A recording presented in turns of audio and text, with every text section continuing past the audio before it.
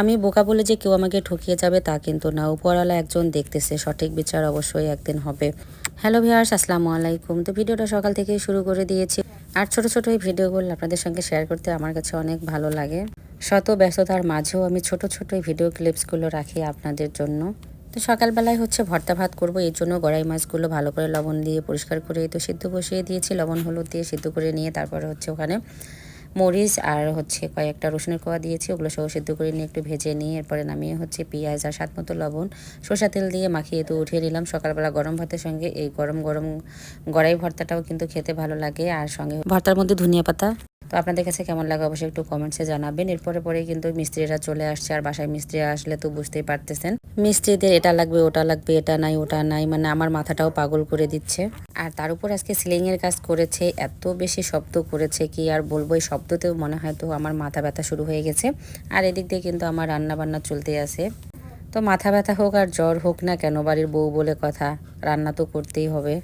আসলে বাড়ির বউদের যখন দায়িত্ব বেড়ে যায়, আল্লাহ মনে হয় তাদেরকে ক্ষমতাও দিয়ে দেয় সব কিছুর ধৈর্য ধরা থেকে শুরু করে নিজেকে সুস্থ রাখা। তো এই মুসা মাছগুলো হচ্ছে গতকালকে আমার মেজো ননস দিয়েছে। এর আগেও একবার এভাবে হাতে মাখিয়ে রান্না করেছিলাম, অনেক মজা লেগেছিল খেতে। তো আজকেও হচ্ছে ঠিক এইভাবেই আমি হাতে মাখিয়ে রান্না করলাম। আলু বেগুন তার সঙ্গে হচ্ছে দুইটা কদোয়া দিয়েছি। তো পেঁয়াজটা একটু বেশি পরিমাণে দিয়েছি আর মরিচটা একটু হালকা করে দিলাম, যেহেতু শাশুড়ি আম্মা খাবে। তো হাতে ভালোভাবে মাখিয়ে একটু পানি দিয়ে রান্না করে নিলাম ঢাকনা দিয়ে। এরপরে হচ্ছে সঙ্গে অবশ্য ধনিয়া পাতাও দিয়ে দিয়েছি, স্বাদ মতো লবণ, হলুদের গুঁড়া এবং এর সঙ্গে হচ্ছে একটু জিরার গুঁড়ো, সব কিছু দিয়ে ভালোভাবে ঢাকনা দিয়ে সিদ্ধ করে নিয়ে এরপরে ঢাকনাটি উঠিয়ে আবার একটু নেড়েচেড়ে দিয়ে হালকা আঁচে একটু মাখা মাখা করে রান্না করলাম। আর আজকে হচ্ছে আমাদের আরাক আদিয়ারি তো হচ্ছে ধান মাড়াই করতেছিল, তো ওখানে আবার ভাগাভাগি করবে, ডাকাটাকি শুরু করে দিয়েছে। কারণ ভাগাভাগি করার সময় কিন্তু আমাদের বাসার লোককে থাকতে হয়। এর আগে আমার শাশুড়ি আম্মা ছিল, আর আজকে যেহেতু আম্মা কোনো কিছুই মনে নাই ওনার, আর এগুলোর প্রতিও মন নেই, সংসারের প্রতি একেবারেই বললে হয় যে মন উঠে গেছে। তো যাই হোক, এগুলো দায়িত্ব তো এখন নিতে হবে। তো এদিক দিয়ে আসলে এত কিছু সামলে ওঠাটা অনেকটাই কষ্টের, যদিও তারপরেও কিন্তু আল্লাহ আসলে এই কন্ট্রোল ক্যাপাসিটিটা দিয়ে দেয়। তারপরেও আমার শাশুড়ি আমাকে নিয়ে আমি বাইরে গেলাম, ওনাকে চেয়ারে বসিয়ে রেখেছি দূরে, আর আমি কাছে গিয়ে দাঁড়িয়ে থেকে এই তো ভাগাভাগিগুলো করে নিলাম। প্রথমে কারিয়াগুলো ভাগ করেছে, তারপরে হচ্ছে ধানগুলো ভাগ করে দিল, এরপরে হচ্ছে হালিমাসির দ্বারা সবগুলো ধান তুলে এই তো বাসায় নিয়ে আসলাম। ধানগুলো হচ্ছে এখন সিদ্ধ শুকনা করব না।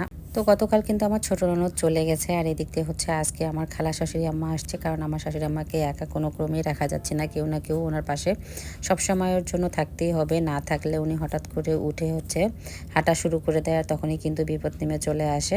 তো আলহামদুলিল্লাহ গত কয়েকদিনের তুলনায় 2 দিন ধরে একটু বেটার আছে। সবাই আর একটু দোয়া করবেন আমার পরিবারের জন্য, আমার শাশুড়ির জন্য। তো খালা শাশুড়ি আম্মা আবার অনেক সুন্দর হচ্ছে সরকা প্যালকা আর এই শুটকি রান্না, শীতল রান্না ভালো পারে, তাই আজকে আসছে। তো ওনাকেই হচ্ছে লাগিয়ে দিয়েছি এই শুটকি, মিশালি শুটকিগুলো রান্না করার জন্য। তো রান্নাটা আপনাদের কাছে কেমন লাগলো অবশ্যই জানাবেন। আল্লাহ হাফেজ।